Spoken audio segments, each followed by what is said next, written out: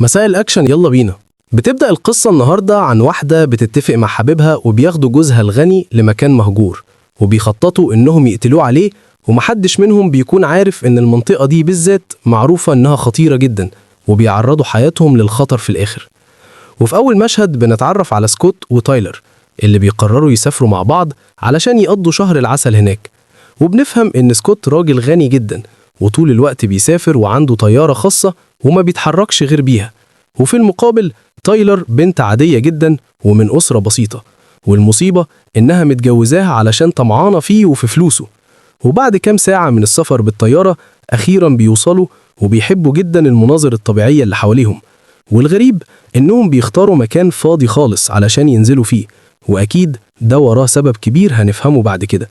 وبيفرح سكوت جدا لأنه هيقضي وقت مع مراته لوحدهم بعيد عن الشغل، بس للأسف مش بيلحق، لأنه أول ما بيدخل الفندق بيقابل الشركاء بتوعه، وبيفهم إنهم جايين يتكلموا معاه في صفقة مهمة جدا. وبيضطر يقضي اليوم كله في اجتماعات ومكالمات خاصة بالشغل، وبينسى إنه جاي هنا علشان يقضي وقت مع مراته. ودي حاجة بصراحة بتضايقها جدا، لأنها طول الوقت حاسة إنه بيتجاهله وما بيهتمش بيها خالص. وبالصدفة وهي بتبص من الشباك بتشوف شاب قاعد تحت بيشرب سجاير اسمه ترافيس، وبتلاحظ إن هو كمان بيبصلها وبين إنه معجب بيها. وبعد كام دقيقة بنكتشف إن هما الاتنين عارفين بعض أصلا، وإنها بتخون جوزها مع الشخص ده، وجايين هما الاتنين هنا مخصوص بعد ما اتفقوا يتخلصوا من جوزها في المكان ده، وبعدها يقدروا يكملوا حياتهم مع بعض عادي جدا ويستمتعوا بفلوسه. وتاني يوم الصبح سكوت بياخد تايلر بالعربية، وده لأنه عايز ياخدها لقلعة قديمة موجودة في وسط الصحراء. وبيقضوا ساعات طويلة بيسوقوا بالعربية في قلب الصحراء، وكل شوية كانوا بيقفوا في الطريق يستريحوا. وأخيرا بيوصلوا للمنطقة اللي هم عايزينها، وبيستغرب سكوت لأنه بياخد باله إن في عربية تانية ماشية وراهم وكمان بتحاول تخبط فيهم. وبيطلع في الآخر صاحب العربية هو نفسه ترافيس، وطبعا سكوت ما بيكونش عارفه وبيفكر إنه واحد من أهل البلد، وبيتجاهله تماما وبيكمل في طريقه عادي جدا. ولما ترافيس بيخبط في العربية بتاعتهم تاني سكوت بيغضب جدا المرة دي، وبيفهم إنه متعمد يعمل كده. وللأسف بيتشتت جدا وما بيكونش شايف قدامه من كتر السرعة، لحد ما العربية بتخبط في صخرة كبيرة وبيقع من مكان عالي وبيخبط في راجل واقف قدام العربية بتاعته. وترافيس كمان بيقع في نفس المشكلة وبيلحق نفسه على آخر اللحظة، والعربية بتاعته بتتقلب في الاتجاه التاني. وبعد كام دقيقة بيظهر واحد قدامهم اسمه هيومن، وإيديه الاتنين مربوطين بطريقة غريبة جدا. وبيدخل العربية التانية وبيسحب السواق لبره بالعافية. والغريب إنه بيخلص على السواق بكل وحشية، وبياخد كل المعدات بتاعته لنفسه. وبنفهم إنه سجين خطير جدا وعنده استعداد يخلص على أي حد قدامه. وفي عربية تانية بنشوف رائل اسمه شون، وللأسف بيتأثر هو كمان بالحادثة وجسمه كله بيتملي إصابات، وبيتحبس جوه العربية هو ومراته وطفلهم الصغير، وكل الأبواب مش راضية تتفتح خالص. وفي نفس الوقت عربية سكوت بتتدمر بالكامل، وبيتصاب هو وتايلر بجروح خطيرة، وبيحس إن دراعه اتكسر وما بيكونش قادر يتحمل من كتر الألم. وبالصدفة أول ما بينزل من العربية بيشوف سارة بتصرخ وبتطلب المساعدة، وبيجري بسرعة علشان يلحقها هي وطفلها. وفي نفس اللحظة هيومن بيوصل قدام عربيته وبيستغل الفرصة إن كلهم مش مركزين معاه، وبيروح يقتل شون من غير ما حد ياخد باله. وكمان بيولع سجاير مع إنه شايف بنزين واقع على الأرض، وبين إنه بيخطط يخلص عليهم كلهم. وبعد ما سكوت بينقذ سارة وطفلها بيروح يطمن على ترافيس، وطبعا ما بيكونش عارفه إنه حبيب مراته، وبيلاقيه مغمى عليه وحالته وحشة جدا. ولما بيحاول يساعده بيلاحظ إنه لابس ساعة المفروض إن مفيش أي حد لابسها زيه غيره، وده لأنه كان طالب التصميم ده بنفسه. وبيبدأ يحس إن في حاجة غلط بتحصل وبيشك فيها. ولما بيفتش العربية بيتأكد إن في حاجة بينهم هما الاتنين، وده لأنه بيلاقي جهاز GPS متوصل بالموبايل بتاعها.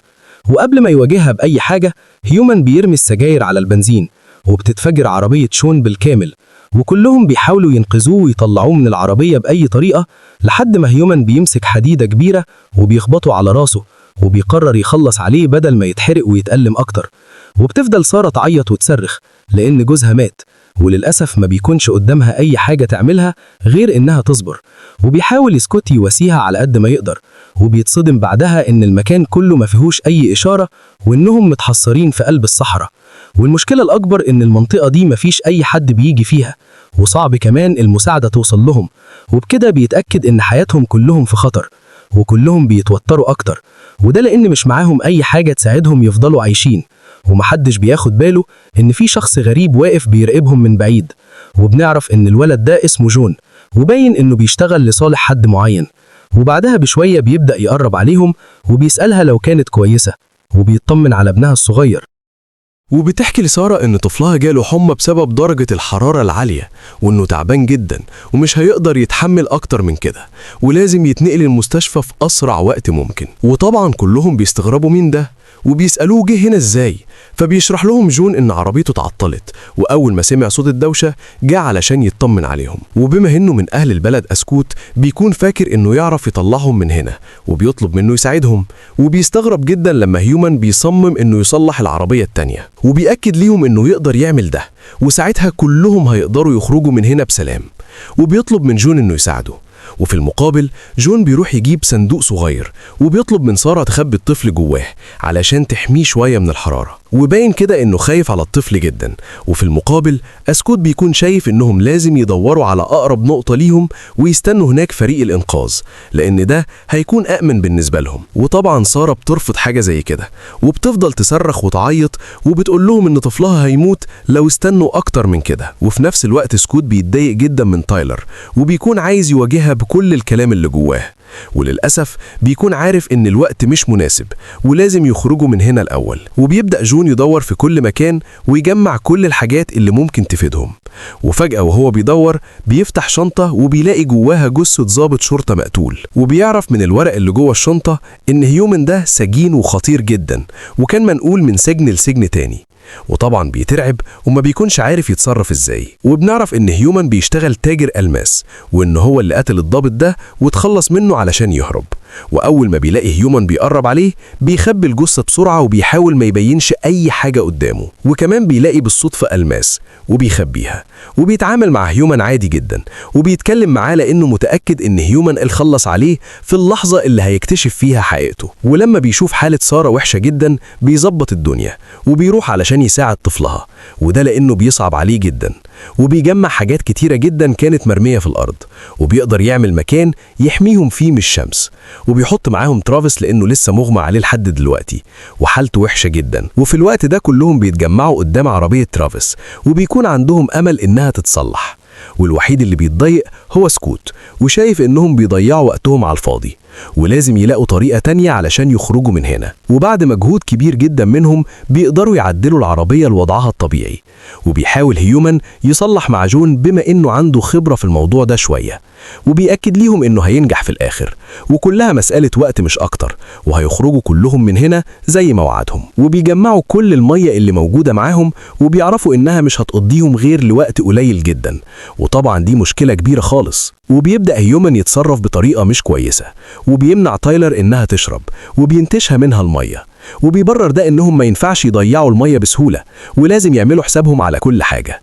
وبتحصل بينهم مشكلة، وبتضربوا تايلر بالقلم على وشه، وللأسف هو كمان بيرد لها الضربة، وبيطلع السلاح وبيهددهم بيه، وبيشوف انه هيكون القائد والكل لازم يسمع كلامه بالعافية، يا اما بقى هيخلص على اي حد يقف في طريقه. ودي حاجة بتضايق تايلر جدا، ومن كتر ما هي غضبانة بتاخد شنطتها وبتروح تقعد في المكان اللي ترافيس فيه. وفي اللحظة دي بتخاف تتفضح قدام سكوت وتخسر كل حاجة على الفاضي، وبتقرر انها تتخلص من ترافيس للأبد، وبتبدأ تكتم نفسه بكل قوتها. وفي اللحظة دي هيومن بيجي وبيشوف كل اللي هي بتعمله، وبدل ما يمنعها أو يحذرها بيعتذر لها على اللي عمله، وبيديلها مية علشان تشرب. وفي الآخر تايلر بتخاف أكتر لأنه ممكن يفضحها في أي وقت وتلبس جريمة قتل، وبتفضل تعيط لأنها مش عارفة تتصرف إزاي. وفي الوقت ده سكوت بيساعد جون في تصليح العربية، وبيتكلم جون معاه بصراحة، وبيطلب منه ما يثقش في أي حد موجود هنا، وده لأنهم ممكن يأذوا بعض بسهولة. وبيتفقوا انهم يتعاونوا هما الاتنين ويفضلوا في ظهر بعض لحد ما يخرجوا من هنا على خير. والغريب انه ما بيقولش على حقيقة هيومن، وبيحتفظ بالسر ده لنفسه، وبيحاول يكسب سكوت في صفه علشان ما يكونش لوحده في مكان زي ده. وفجأة سارة بتيجي وبتقول لهم ان ترافيس رجع لوعيه اخيرا، وبيروح سكوت هناك بسرعة، وبيلاقي مراته قاعدة جنب ترافيس وبتتكلم معاه، وبيحاول يفهم هما بيتكلموا في ايه بالظبط، وبيكون غضبان جدا، بس للأسف محدش بيرد عليه. والغريب ان ترافيس بيبدأ يضحك بطريقة مستفزة جدا، وبيفهم سكوت ان في سر كبير جدا بينهم.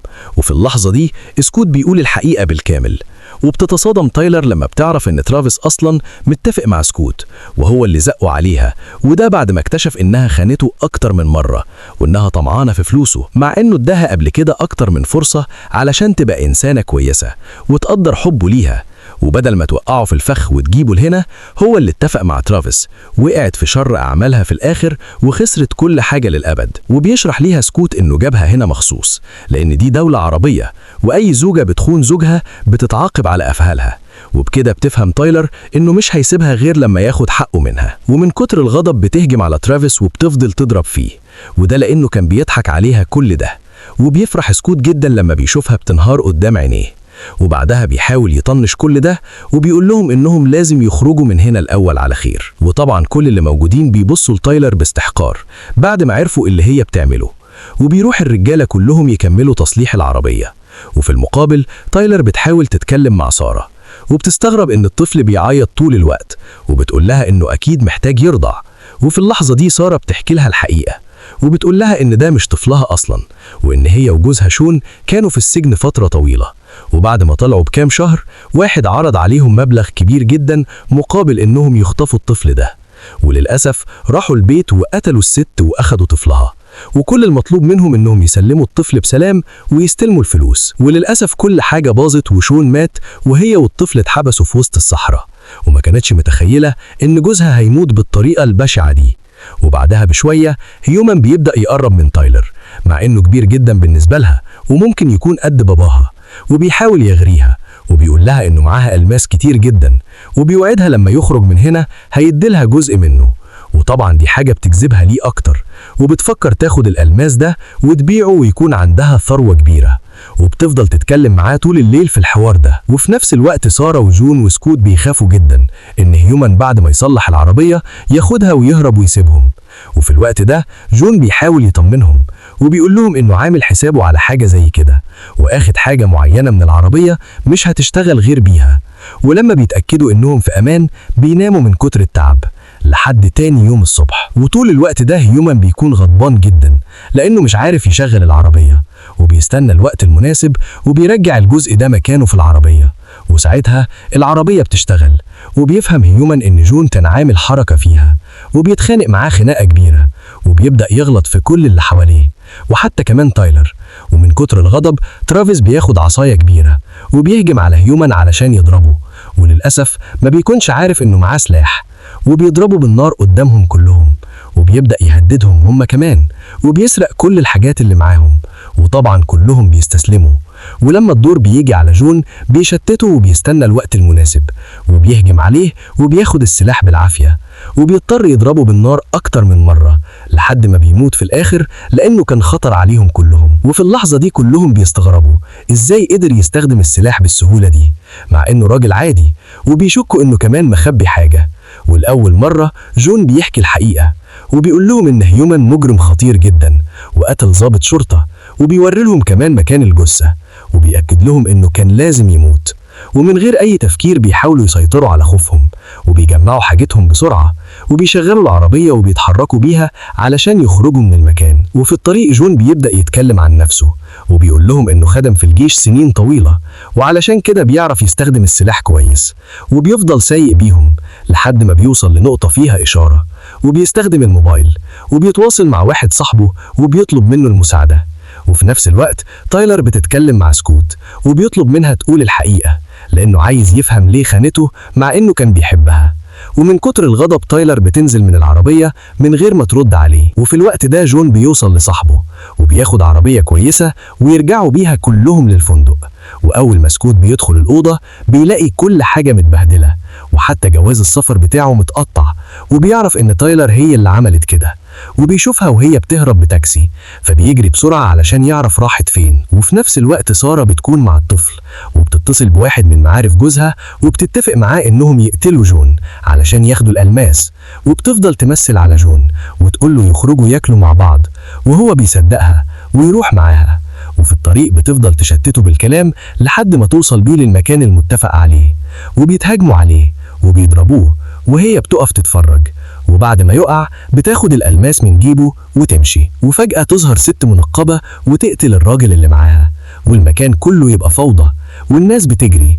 وفجأة جون يظهر إنه لسه عايش ويهجم عليها وياخد السلاح، ولما تقع على الأرض يكتشف إنها تايلر لكنها بتهرب. وفي اللحظة دي جون يغضب جدا من سارة ويمسكها ويهددها، وبيكتشف إن الطفل ده ابنه، وإن الست اللي اتقتلت كانت مراته، وإنه كان ماشي وراهم علشان ينتقم. لكن في الآخر يقرر ما يقتلهاش ويسلمها للشرطة. وفي نفس الوقت تايلر بتحاول تهرب لكن بتتفاجئ بسكوت قدامها، ويمسكها ويواجهها بالحقيقة وهي تعترف إنها عمرها ما حبته. وفي لحظة غضب يطلع سكينة ويقتلها ويسيبها ويمشي. وفي النهاية الشرطة تقبض على سارة، وجون ياخد ابنه ويمشي، وسكوت يهرب ويركب أتوبيس ويخرج من البلد. وآخر لحظة بيبص هو وجون لبعض وكأن كل واحد فاهم التاني. وبكده نكون وصلنا لنهاية القصة اللي مليانة خيانة وانتقام وأحداث قلبت الدنيا فوق تحت. والسؤال بقى ليك، لو كنت مكان سكوت كنت هتتصرف زيه ولا كان ليك قرار تاني؟ اكتب رأيك في الكومنتات، وما تنساش تعمل لايك لو القصة عجبتك، واشترك في القناة علشان توصلك كل القصص الجديدة أول بأول. وأشوفك في قصة أقوى الجاية إن شاء الله. سلام يا أبطال.